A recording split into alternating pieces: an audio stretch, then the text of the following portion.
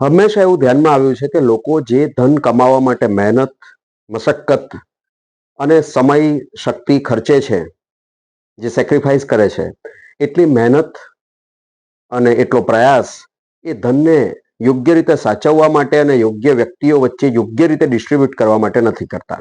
નમસ્કાર, હું પુનિત લોટવાલા, financial planning અને રિસ્ક મેનેજમેન્ટમાં મેં CFP કર્યું છે.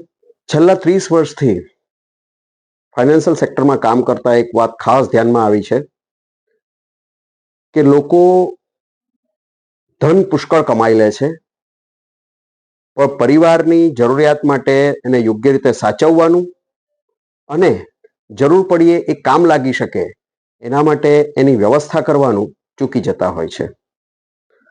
રિસન્ટલી એક ન્યૂઝપેપરમાં પણ આવ્યું છે આ કટિંગ. 78 લાખ બેંક ખાતાઓમાં 2836 કરોડ રૂપિયા કોના? વાર તહેવારે LICની પણ જાહેરાત આવતી હોય છે. કરોડો રૂપિયા લોકોના અનક્લેમ પડ્યા છે કારણ કે કોઈ લેનાર વ્યક્તિનો સંપર્ક નથી. પોસ્ટ સાથે પણ આવું છે, દરેક જગ્યાએ આવું છે. વચ્ચે સેબીની પણ એક ગાઈડલાઈન હતી. કરોડો, હજારો કરોડો રૂપિયાના શેર્સ અનક્લેમ્ડ પડ્યા છે. એમાં મુખ્ય કારણ છે ડોક્યુમેન્ટેશન. જે આપણું ફાઇનાન્શિયલ ટ્રાન્ઝેક્શન છે તેને યોગ્ય રીતે દસ્તાવેજીકરણ થતું નથી.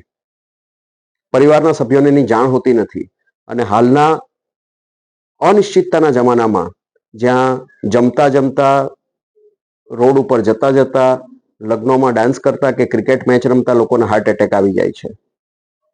બધો ડેટા મોબાઈલના અંદર હોય છે અને મોબાઈલમાં પાસવર્ડ હોય છે. આવા સંજોગોમાં આપણા કરેલા આર્થિક વ્યવહારો પરિવારને જાણ હોતી નથી અને કરેલું બધું શૂન્ય થઈ જતું હોય છે. તો એક પરિવારના બહુ બધા ડેટા, એની અંદર ફિઝિકલ ડેટા પણ આવી જાય, ડેટ ઓફ બર્થ આવી જાય, મેરેજની ડેટ આવી જાય, એજ્યુકેશનલ ડેટા આવી જાય અને પ્લસ ફાઇનાન્શિયલ ટ્રાન્ઝેક્શન્સ જેવા કે બેંકમાં એકાઉન્ટ્સ કયા કયા છે, લોકર્સ કયા કયા છે, પોસ્ટમાં ખાતા કયા ખોલાવેલા છે, NSC, KVP, PPF, તેવી જ રીતે LICની પોલિસીસ કઈ કઈ છે, કોઈને ઉછીના આપેલા પૈસા, કારણ કે વ્યક્તિની ગેરહાજરીમાં જેને ઉછીના લીધા હશે એ લોકો તો માગવા આવશે પુરાવા સાથે, પણ જેને આપણે ઉછીના આપેલા છે એ લોકોને આપણે ટ્રેસ કરવા પડશે.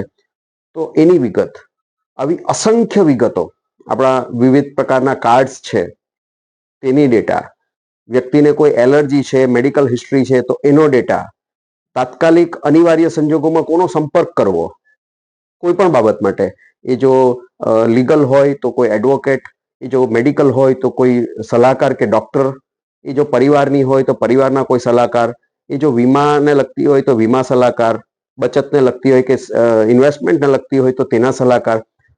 તો આવા વ્યક્તિઓના નંબર, આ બધી જ વિગતો મોટે ભાગે લોકો પોતાની પત્ની કે બાળકો સાથે હંમેશા શેર નથી કરતા.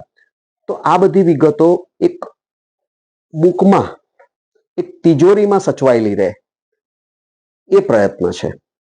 આ સાચવવાનો આ પ્રેક્ટિસ હું વર્ષોથી કરતો આવ્યો છું અને મને બહુ જ માફક આવી એટલે આ બુક ડિઝાઇન કરી છે.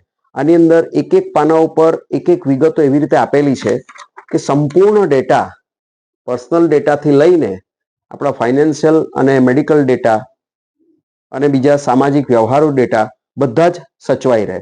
બીજી એક અગત્યની બાબત આની અંદર કવર કરવામાં આવેલી છે તે છે વસિયત. લોકો સામાન્ય રીતે વસિયત કરવાનું અવોઇડ કરવામાં આવે છે. પ્રિવેલિંગ લો પ્રમાણે, કોન્ટ્રાક્ટ એક્ટ પ્રમાણે આપણે કરેલા નોમિનેશન એ માત્ર વ્યવસ્થા છે, એ માલિકી હકની ફેરબદલી નથી. હા, બહુ સ્વસ્થ અને સમજપૂર્વક કહી રહ્યો છું કે મારા જે કોઈ મિલકતમાં નોમિનેશન મેં મારા વારસદાર તરીકે મારી પત્નીનું નામ રાખેલું હશે તો મારી પત્ની એ જે રકમ આવે છે અથવા જે હક મળે છે તેની માત્ર ધારક બનશે, એની માલિક નહીં. ત્યાર પછી એનું ડિસ્ટ્રીબ્યુશન તો જે તે કાયદા પ્રમાણે થશે.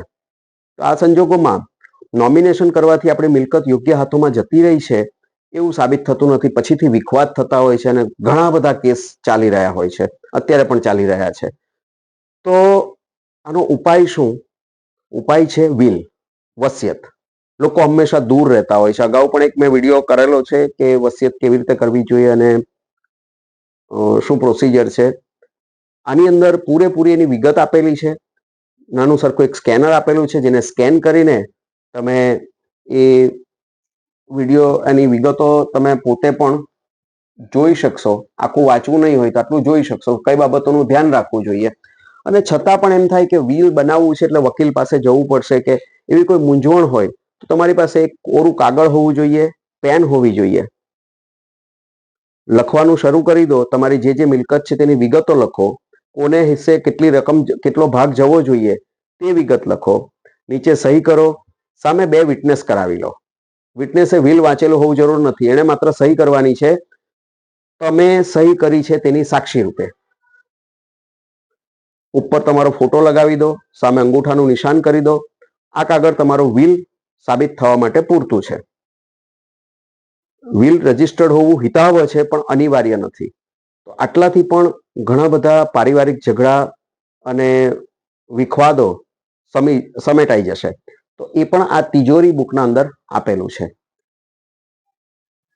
આ બુકની પ્રત જો તમને જોઈતી હોય તો તમે આ વિડીયો તમને જેણે મોકલાવ્યો છે તેનો સંપર્ક કરી શકો છો. આભાર.